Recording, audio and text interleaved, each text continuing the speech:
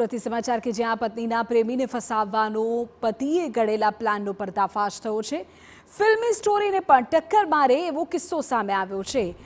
Police પતિએ પત્નીના પ્રેમીને two વ્હીલરની ડિક્કીમાં રાઇફલની cartridge મુકાવી।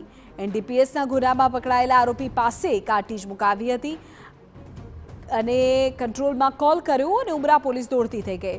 કોમ્પ્લેક્સના પાર્કિંગમાં ટુ વ્હીલર હતું, જેમાં ચેક કરવામાં આવતા એસએલઆર રાઇફલના 2 કાર્ટીજ મળી આવ્યા હતા।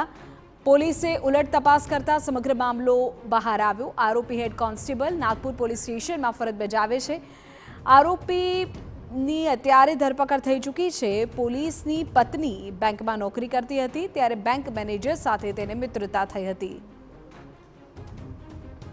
પ્રદીપ સુથાર અમારા સંવાદદાતા પૂરી વિગતો આપી રહ્યા છે। પ્રદીપ, આખી ઘટના શું બની, વિગતો?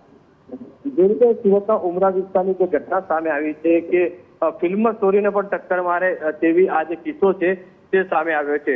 પોલીસ પતિએ મોપેડની ડિક્કીની અંદર રાઇફલની જે કાર્ટીજ હતી તે પોતાની જે પત્ની છે તેના પ્રેમિકાના મોપેડમાં મૂકી હતી અને ક્યાંક ને ક્યાંક તેને પ્રેમી જે છે તેને ફસાવવા માટેનો જે પ્લાન હતો તે કરવામાં આવ્યો હતો। પતિના પ્રેમી એવા બેંક મેનેજર છે તેને ફસાવવા માટે કાર્ટીજ છે તેના જે મોપેડમાં મૂકી હતી અને પોલીસને જાણ કરી હતી।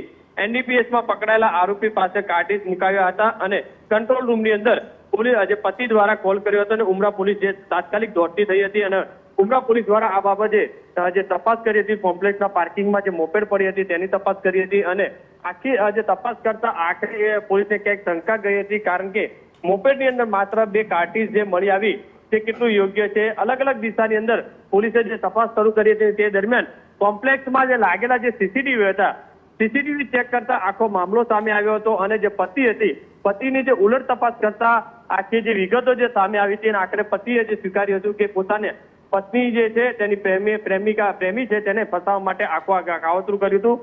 હાલમાં તો ઉમરા પોલીસે આ જે પતિ જે પોલીસ છે તેની ધરપકડ કરી લીધી છે અને કાર્ટીજ જે છે કબજે કરી અને વધુ તપાસ હાથ ધરી છે। જી આભાર પ્રદીપ, તમામ માહિતી બદલ।